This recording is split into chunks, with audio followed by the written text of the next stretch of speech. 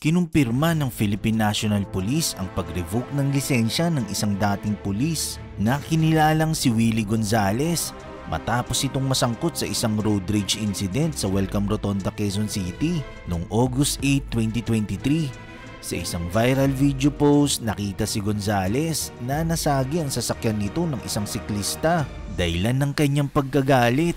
Makikita rin sa video na binatukan niya ang siklista hanggang sa naglabas ito ng kanyang baril kasabay ng pagbabanta. Siya na pumasok yan. Bigla niya pinato. Siyempre sabay pag dyan, puputukan na niya ako ng baril sabay bato. Baril nga yun. Yeah. Hindi mo kaporma kasi may baril Hindi yung nakaiwas sa bato.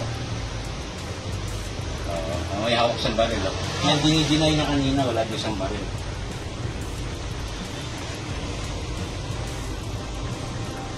Ang dali yun. Saan na ba siya? Siya ata. Kasi nagsimula yun doon sa ano ko lang aminado naman ako sir na may mali ako kasi pagpasok niya doon dito, pag angat ito doon galing sa Bloomington, balik ko sa school. Pumasok siya sa bike lane, sa green yun Natural doon ako, bike lane yun dinitbit niya ako nung tinapit ko yung ano para lumabas. Nagalit. Hindi ko na rin ito pinalisin. Ang nangyari, hinabol niya ako doon.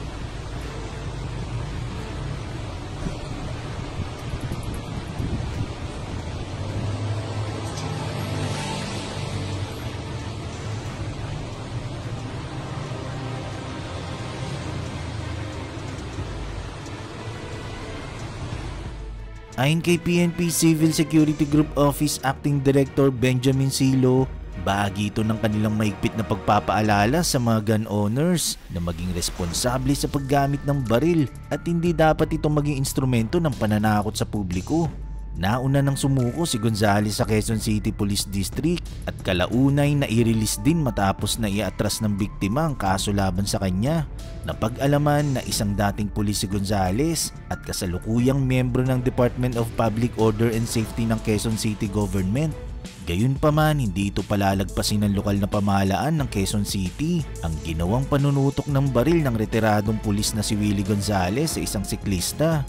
Ayon kay Quezon City Mayor Joy Belmonte, bagamat hindi na interesado ang siklista maging ang Quezon City Police District na maghain ng reklamo laban kay Gonzales, pananagutin pa rin daw itong retiradong pulis ng lokal na pamahalaan.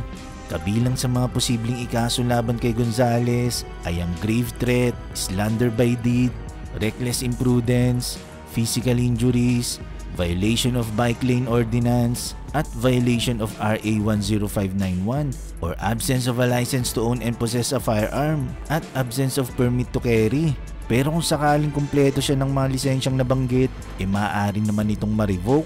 Kaya ang apela ni Mayor Belmonte sa siklista makipagtulungan nito para managot sa batas si Gonzales.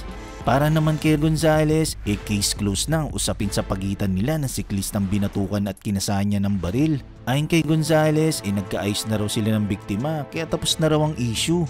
Nang umarap si Gonzales sa press conference sa Camp Karingal, Quezon City noong August 27, 2023, inamin niya ang kanyang pagkakamali. Kasunod nito, ibinaling niya naman ang sisi sa nag-upload ng video at nanawagan siya na maging responsable ang mga nagkakalat sa social media ng video ng road rage na kinasangkutan niya. Apektado na raw ang mga anak at kapamilya niya sa matitinding batikos sa kanya ng netizens. Kaya ang apela ni Gonzales na sana raw yung mga vloggers ay maging responsable raw sila. Hindi raw kasi nila alam ang punot dulo.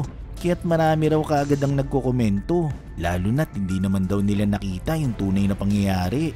Para naman sa abogadong si Raymond Fortune na miyembro ng cycling community, hindi raw dito natatapos ang problemang kakaharapin ni Gonzales dahil sa mga gagawin niyang hakbang ukol dito.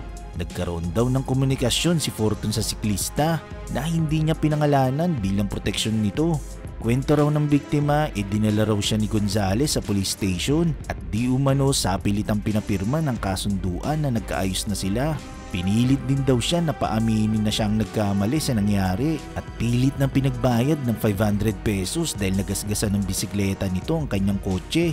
Ayon kay Atty. Fortune, wala nang planong magsampa ng reklamo ang siklista dahil higit daw nitong pinahalagaan ang kaligtasan ng pamilya. Inihayag din ng abogado na may pananakot na nangyari sa taong nag-upload ng road rage video sa social media. Kaya burado na raw ang original video sa social media account nito. Ayon pa kay Atty. Fortune, walang maisasampang criminal case kung hindi makikipag-cooperate ang biktima. Pero hindi raw ibig sabihin nun na tayong publiko wala nang magagawa. Ibinahagi rin ng abogado sa kanyang Facebook post ang mga hakbang na kanyang gagawin. Una, ang pagsumite ng reklamo sa LTO para sa pagsuspindi o pag-revoke ng driver license ni Mr. Wilfredo Gonzales para sa reckless manner nito sa pagmamaneho na nagdulot ng panganib sa buhay ng siklista. Pangalawa ay ang pagsumite ng reklamo sa Firearms and License Office sa Campo Crame para i-revoke naman ang lahat ng lisensyadong baril na inisyu kay Mr. Wilfredo Gonzales at maging sa kanyang mga kapamilya. May impormasyon din daw kasi sa Atty. Fortune na may kaanak si Gonzales na police officers.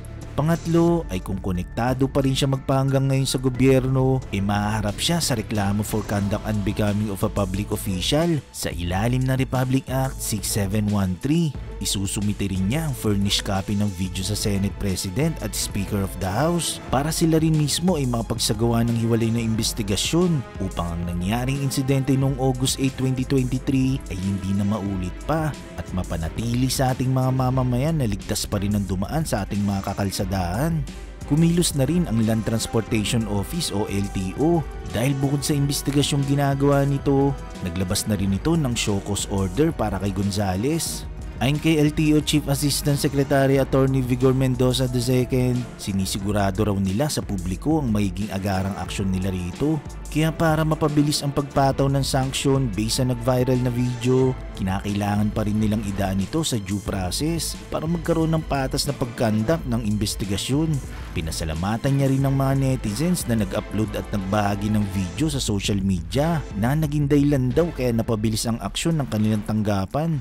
Inikayat din ni LTO Chief Assistant Secretary Mendoza ang mga netizens na itag ang LTO sa pamamagitan ng kanilang official Facebook page tungkol sa mga impormasyong may kinalaman sa paglabag sa mga batas trapiko at road safety rules ng mga abusadong motorista, mapapicture man daw ito o video.